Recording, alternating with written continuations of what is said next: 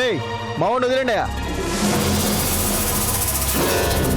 Sir గంజాయి.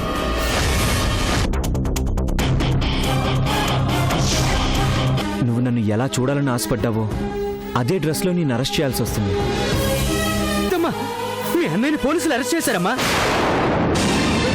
Sorry, he is no more.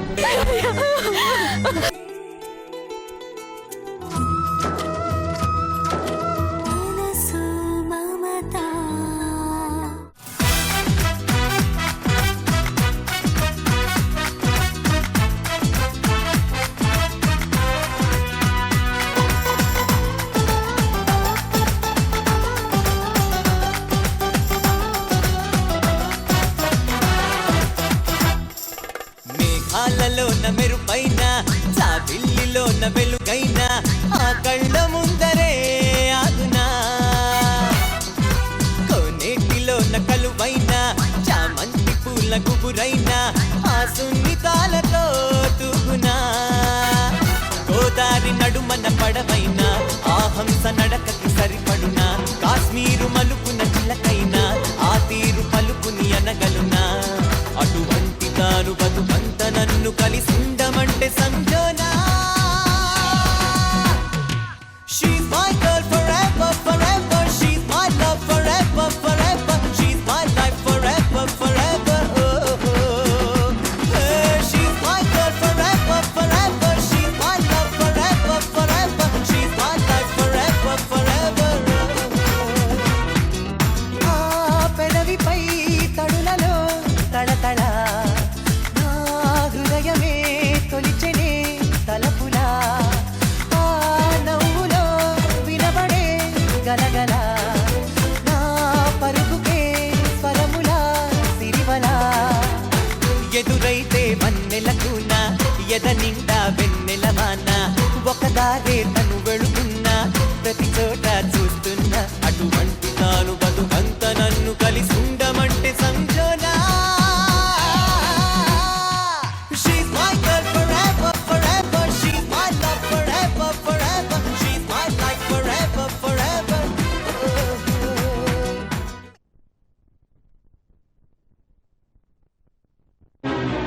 నాన్నకేమైందిరా?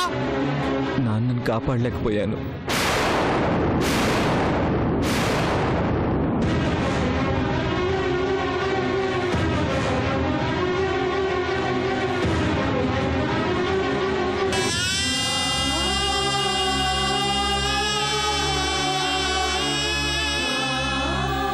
నేను డబ్బు కట్టడానికి హాస్పిటల్కి వెళ్ళేసరికి అంతా జరిగిపోయిందిరా. నాన్న ఇంక మనకి లేడురా.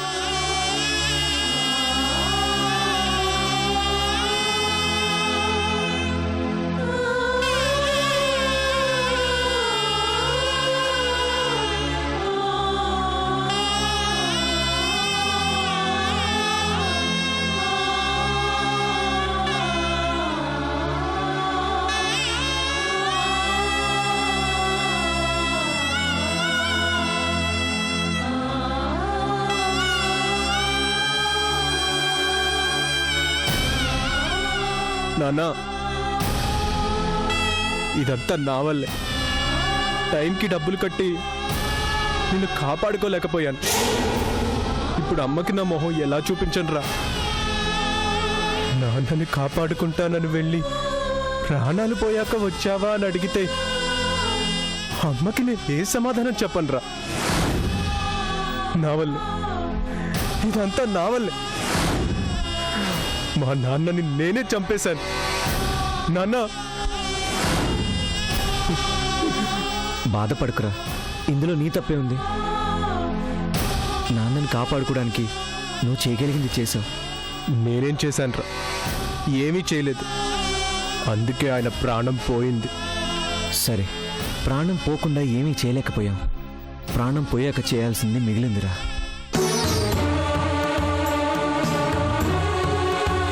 నాన్న శవం నీకోసం శ్మశానంలో ఎదురు చూస్తుంది. సారా,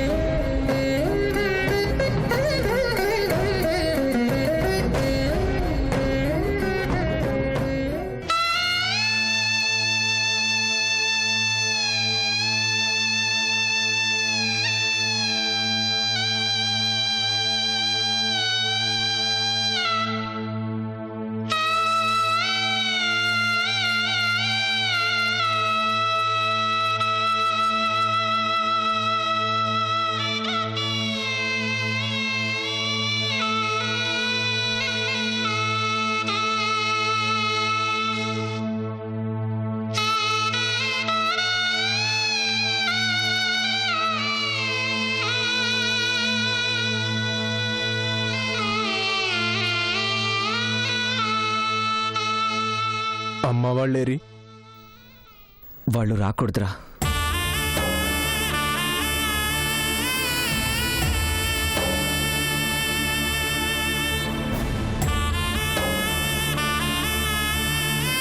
నన్ను క్షమించు నాన్న, నిన్ను కాపాడుకోలేకపోయాను.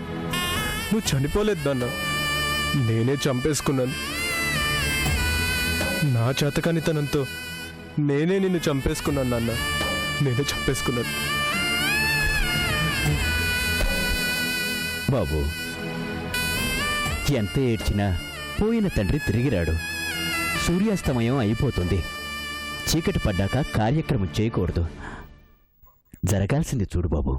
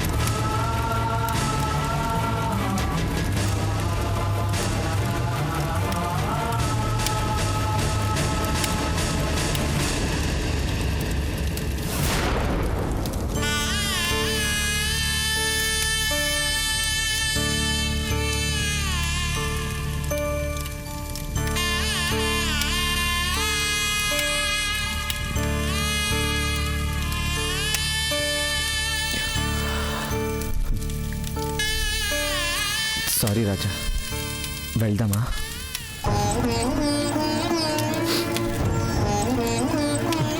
పద, టైం అవుతుంది.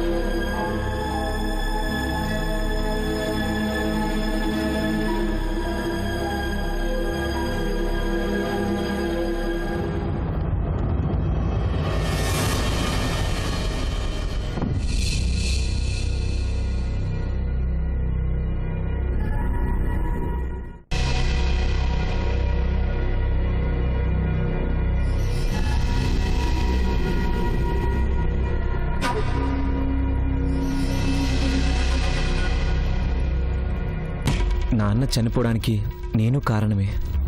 కొంచెం ముందుగా హాస్పిటల్కి వెళ్ళుండాల్సింది. పరిస్థితి ఇంత సీరియస్ అని నాకు తెలియదుగా.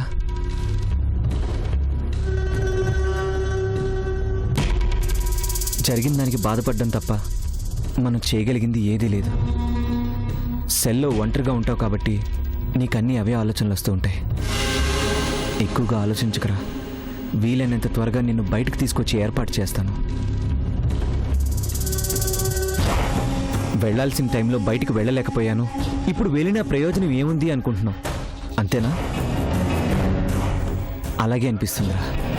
నాన్న చనిపోయాక నీ బాధ్యత పెరిగింది. అమ్మని సీతమ్మని నువ్వే చూసుకోవాలరా. వాళ్ళ కోసమైనా నువ్వు త్వరగా బయటికి రావాలిరా. నేను రప్పిస్తాను. నువ్వు వచ్చే వరకు అమ్మ వాళ్ళని నేను చూసుకుంటాను. నువ్వేం దిగులు పడకు. జాగ్రత్తరా, నేను మళ్ళీ వస్తాను.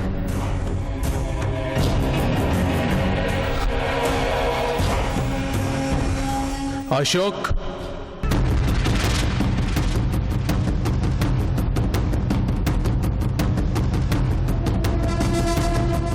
నాకు కుమార్ గాడు కావాలి. నాన్న చనిపోవటానికి కారణం వాడే. నిన్ను బయటకు తీసుకురావాలన్నా కావాల్సింది వాడేరా. వాణ్ణి పట్టుకోవడానికి ఓ స్పెషల్ టీంని అరేంజ్ చేశాను.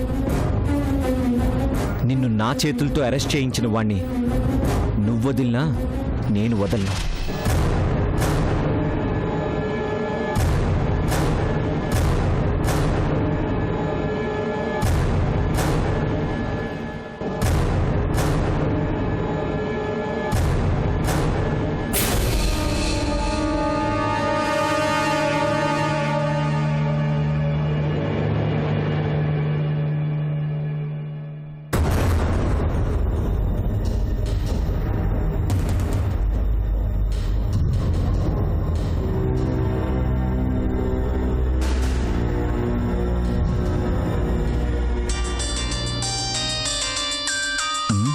నేను డ్రాప్ రా, మీరు ఆడుకోండి.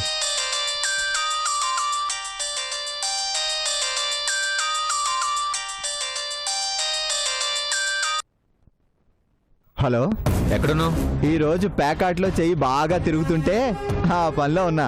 రేయ్, రాజాగడికి నువ్వు కావాలంట. కొంపదీసి అడ్రస్ ఇచ్చి పంపిస్తున్నావా ఏంటి? వాడికి దొరికాననుకో చంపేస్తాడు. ఆ భయం ఉందిగా, జాగ్రత్తగా ఉండు. మందని ప్యాకాటని ఎక్కడ పడితే అక్కడ తిరక్కు. మేం ప్యాకాడే స్థలాలు పోలీసులే కనుక్కోలేరు. ఇంక వాడేం కనుక్కుంటాడు? మల్లన్న దెబ్బ దగ్గరుండే అరటి తోటలోనే కదా ఆడుతుంది. కొంపదీసి వచ్చావా ఏంటి? చట్టానికి నేరస్తులుండే చోటు తెలుసు, నేరాలు జరిగే చోటు తెలుసు.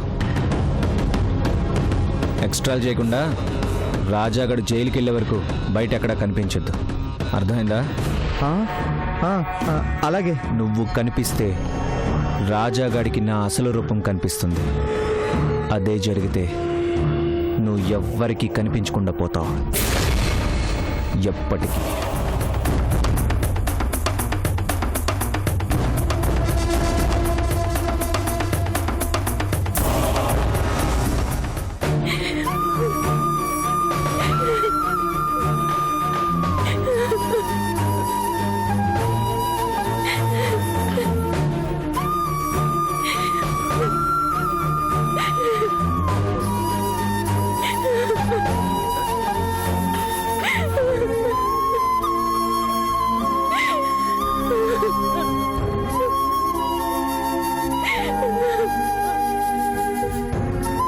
ఎందుకమ్మా ఇంకా ఏడుస్తావు?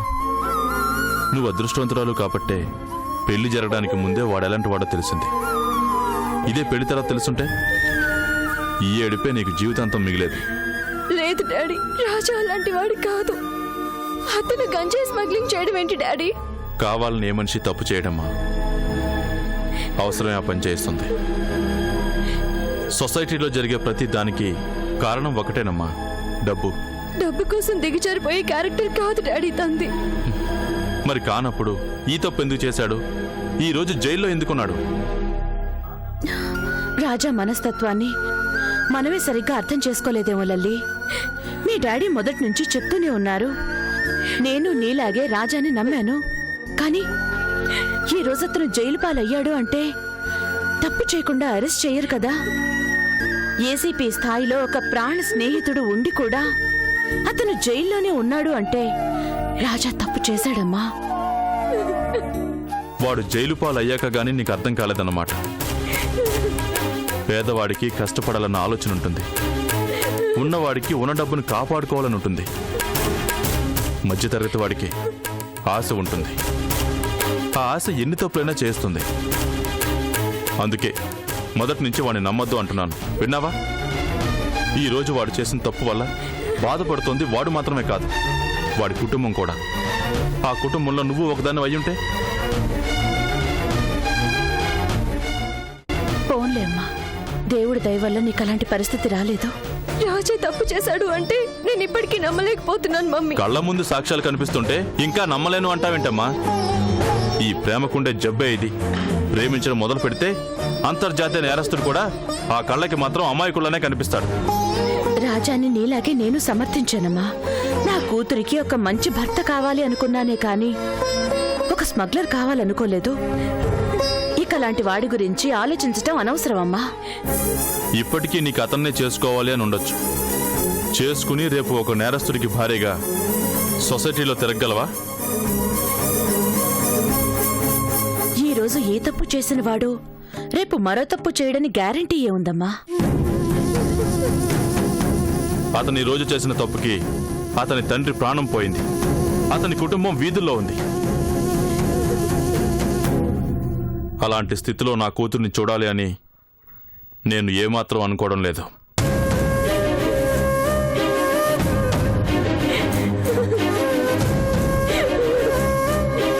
నీ ప్రాణం కన్నా వాడే ఎక్కువ అనుకున్నావు కాబట్టి నాకిష్టం లేకపోయినా మీ ఇద్దరికి పెళ్లి చేయాలనుకున్నాను. కానీ ఇలాంటి వాడికి మాత్రం నా ప్రాణం పోయినా నిన్నిచ్చి చేయను.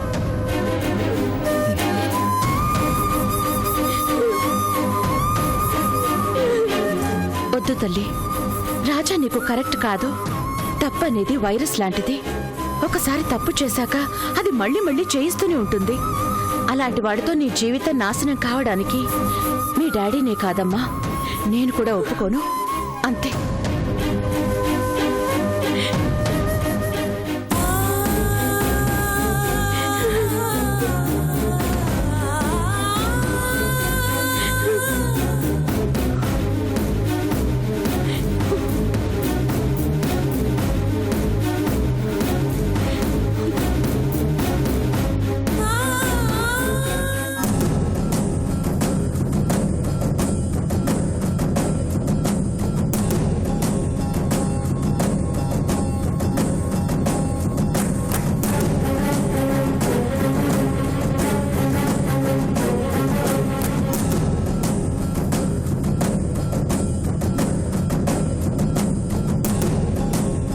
ఇదిగో టిఫిన్ తిను.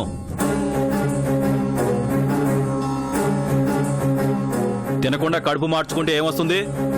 నీరసం తప్ప. సార్ చెప్పారు కదా అని నీకోసం స్పెషల్గా తెచ్చా. తీసుకో. ఆకలిగా లేదు. జైలుకి వచ్చిన కొత్తలో అలాగే ఉంటుందిలే, తినకపోతే నీ కర్మ.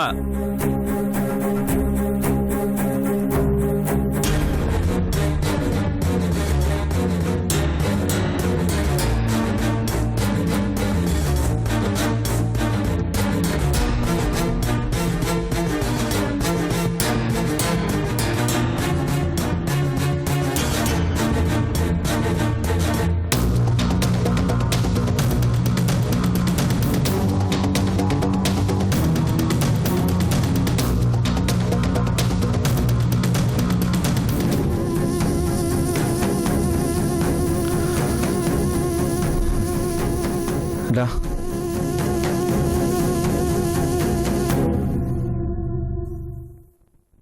Good morning sir.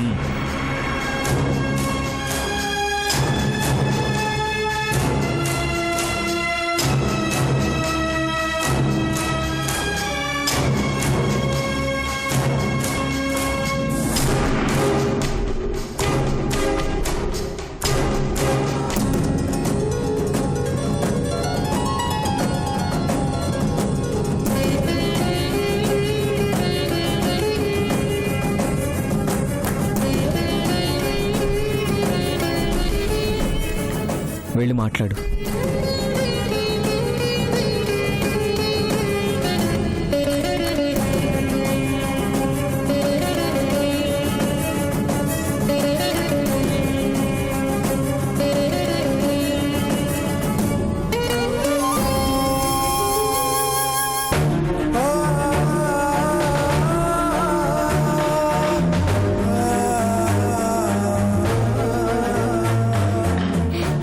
ఏంటిది? ఎందుకు ఇలా చేసావు?